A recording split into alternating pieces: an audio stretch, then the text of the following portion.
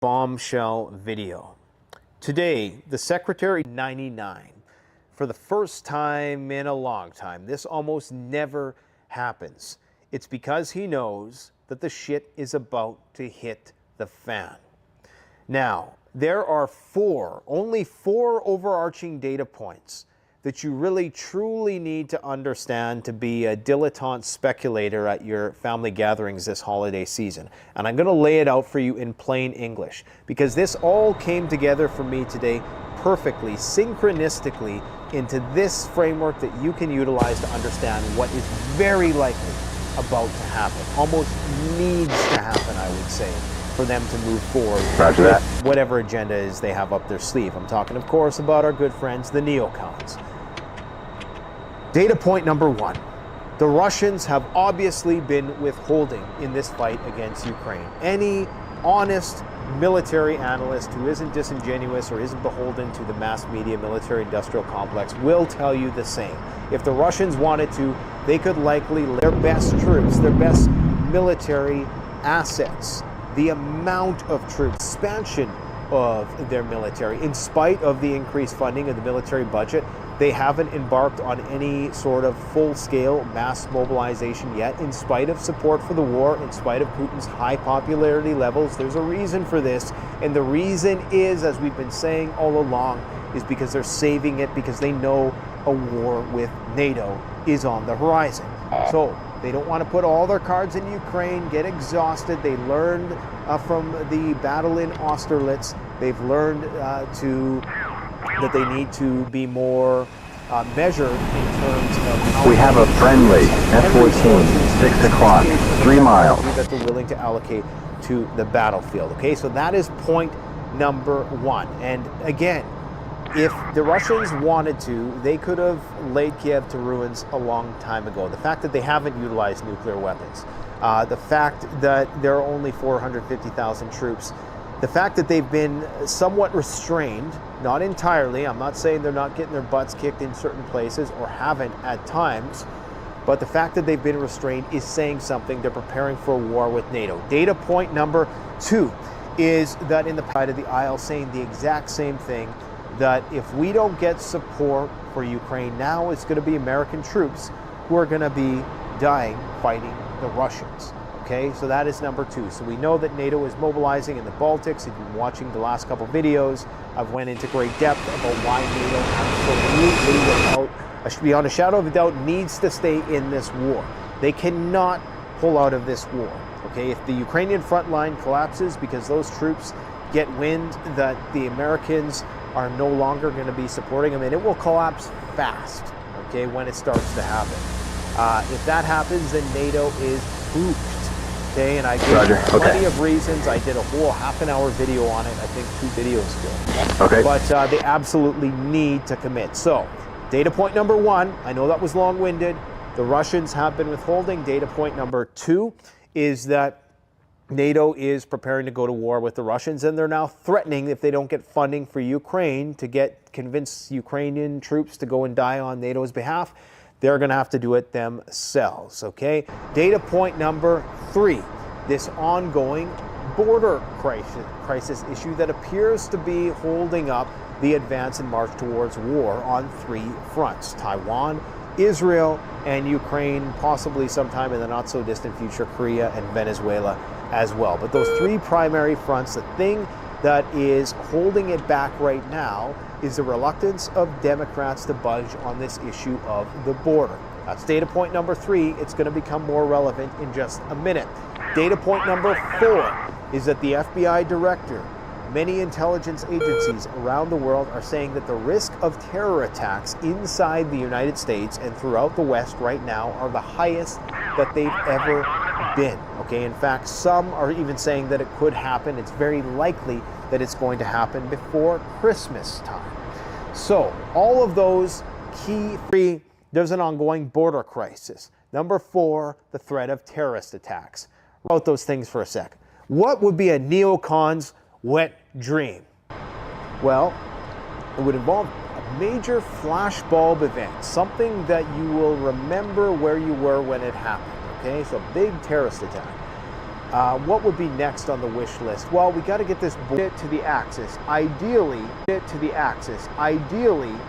that would be the most opportune terrorist attack to usher in a new era of war profiteering. Because you can close the border, you can get bipartisan support for this bill, because at that point the Democrats are going to be like, all right, we got to close the border because the terrorists are coming across, right? And we know that, according to Homeland Security, that there has been a high risk of sleeper cells coming in under the wire, possibly getting ready to stage some critical infrastructural attacks. And of course, there's always a looming threat of cyber attack, and this is what the UK is preparing their people for. The Deputy Prime Minister, remember, came out just 2 days ago and he said, you need to start stockpiling stuff because there might be a cyber attack or another pandemic. It's always the one they put last. So I think he said, the way he phrased it was, you need to prepare for either a pandemic, a natural disaster, or a cyber attack. Well, what did you say? A cyber attack, right? We know that there's this stuff going on at Seafield nuclear facility, where apparently it's been hit by a cyber attack several times in the last 10 years by the Russians, even though it's impossible to really attribute blame in a cyber attack. It's very difficult to trace where it came from. The only way you can really do it, as far as I understand, is to judge by the magnitude of the attack for the most part. So a large-scale attack would likely require 4 things. How perfect would it be if you had a major event, major attack? Okay, I'm not trying to be AJ here, who was just interviewed by Tucker Carlson. That's not what I'm trying to be, but I'm just connecting some dots here. This is what you would need right now to rally the American people to go full steam ahead on a conflict. You would need a major attack. It would have to be border related, some breach in the border. They came across the border, right? And then it would have to somehow be attributable to, ideally, I guess it would be the best method. I mean, some collusion between the Chinese, the Russians, the Iranians, and Hamas. That would be, the neocon wet dream.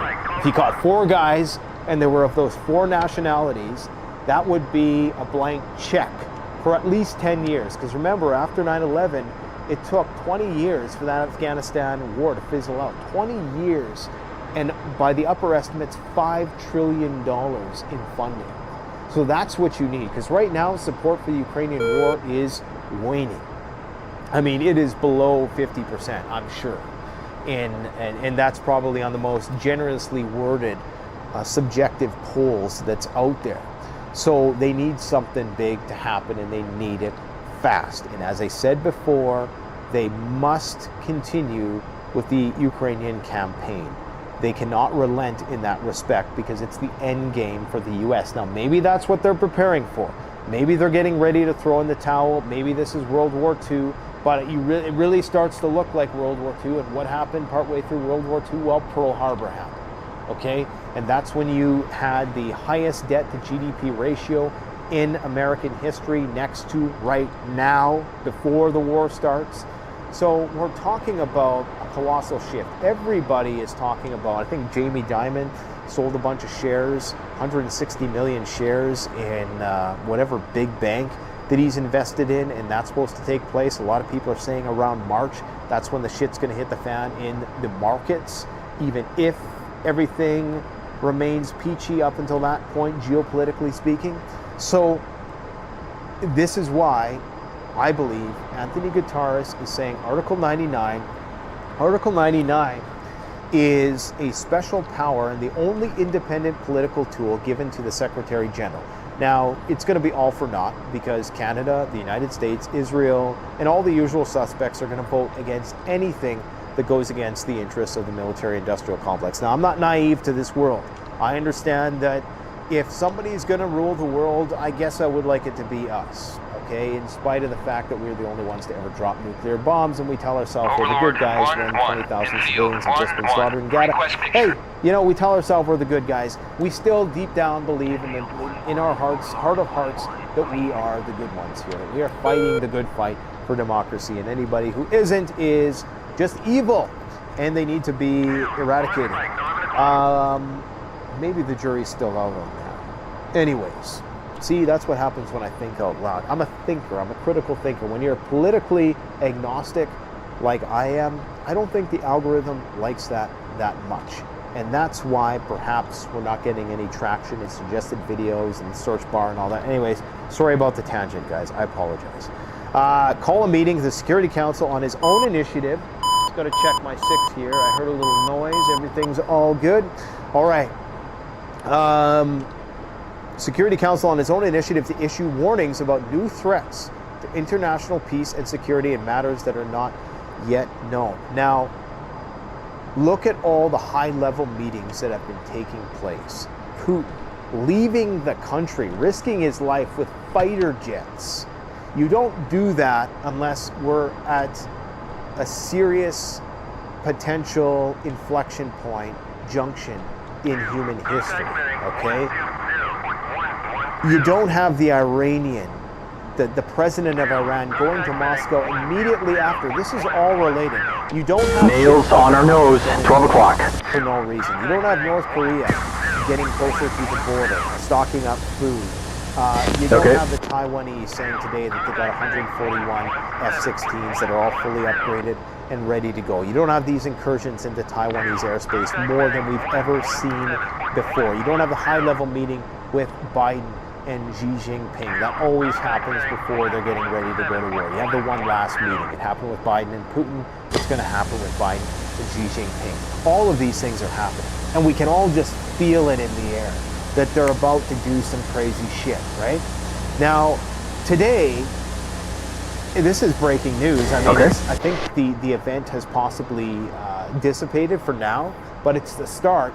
Far-right groups, as they're being called, and this is from an Israeli publication, Haaretz, which I think is more left-leaning in Israel, but they are claiming that a far-right group has been greenlit by the Israeli police to rally for a takeover of Al-Aqsa Mosque. Now, I'm not a religious person, so I don't know a lot about, you know, the Holy Land, as it's called, and all this stuff. But apparently this is a very, very important site for Muslims, like right up there, in the top 3, okay? So they're talking about storming the Al-Aqsa Mosque, the holiest site. Now, if you think tearing up a picture of Muhammad is going to get somebody, is going to cause a ruckus, is going to cause a riot, if you do that, it's game over. Anyway, so what was it? Jeez, all these tangents. Wizard 3-1. So they something about them planning ahead. Yes. So you'll notice the attacks that are ongoing right now are as severe as they were before. You have the same amount of people dying, yet the amount of attention towards the issue has fizzled out. You know, it's almost like they looked at Google Trending and they said, okay, once it gets down to this point, once the topic, you know, Israel-Gaza war gets down to here, that's when we're going to make our move, that's when we're going to invade, that's when, you know, we're going to wrap it up. And sure enough, that's what happened. But if you want to hit that earnestness, maybe somebody in the Netanyahu government wants to, because they obviously have their own political motivations for why they need to keep this war going. That's not just from me, that's from Israeli inside sources as well. So, yeah, not good, not good, not good. If that happens, it's game over. We're in World War III, without a doubt. Nobody's going to be able to contain that. The only hope is that maybe the IRGC militias and Hezbollah doesn't take the bait, but it appears as though that they're trying to trigger the Muslim world into doing some sort of reaction. Flight. Radar on. Lloyd Austin has warned Congress that failing to pass additional 100, 79 miles. Got him locked. Target, 79 miles. Manner in which he said this.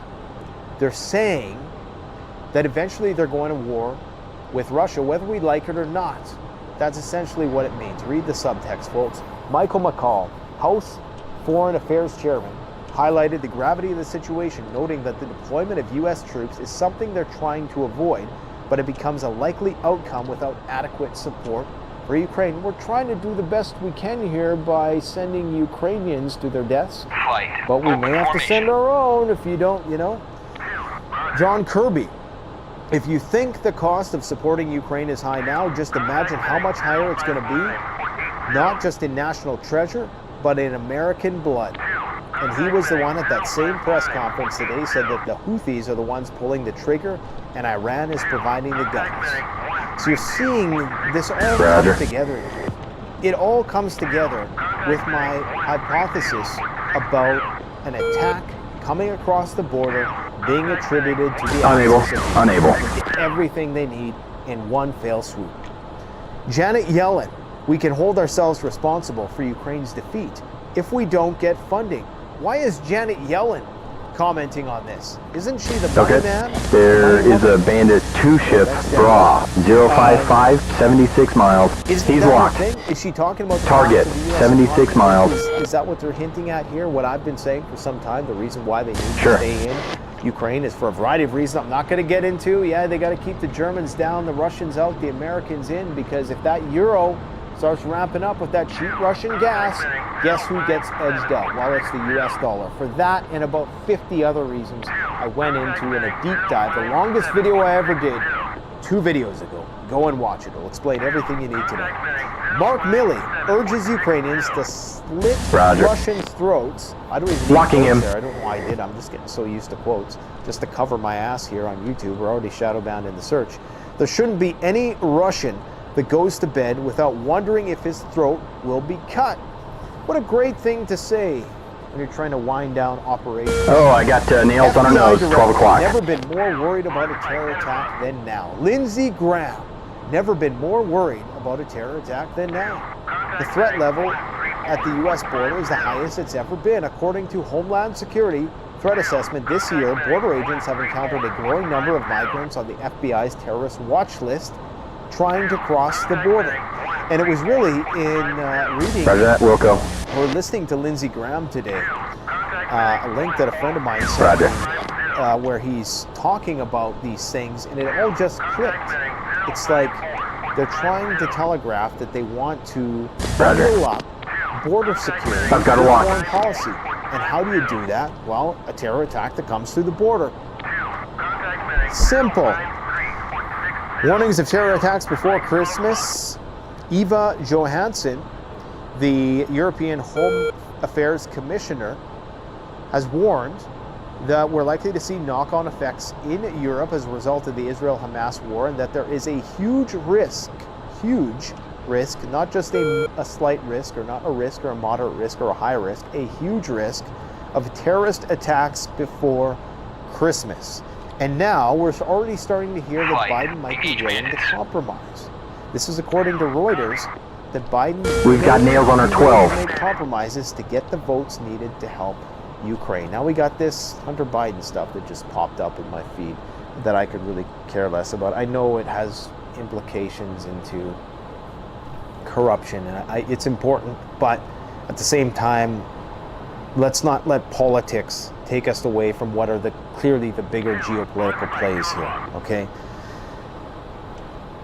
It appears as though the Ukrainian, pro-Ukraine NAFO crowd is even starting to turn. There's an account called Jay in Kiev, a very prominent pro-Ukrainian Twitter account, who said the following today: Ukraine is now facing a dark winter with very little hope. The U.S. is no longer an ally to be trusted.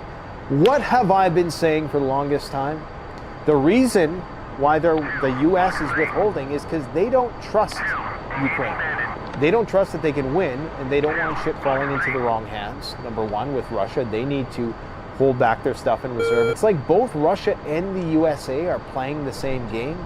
So maybe there is some military deep state component. I don't even like using the term deep state because it's so... Oh, I got nails on her nose, 12 o'clock. And, whoa, a mud spike, 12 o'clock. Maybe they are both playing the same game, and they really are just withholding their best, and they're saying, oh, well, we got nothing, and all this talk about how they're running out of weapons. I mean, we really don't know when it comes down to it. We pretend like we know, but there's black budgets.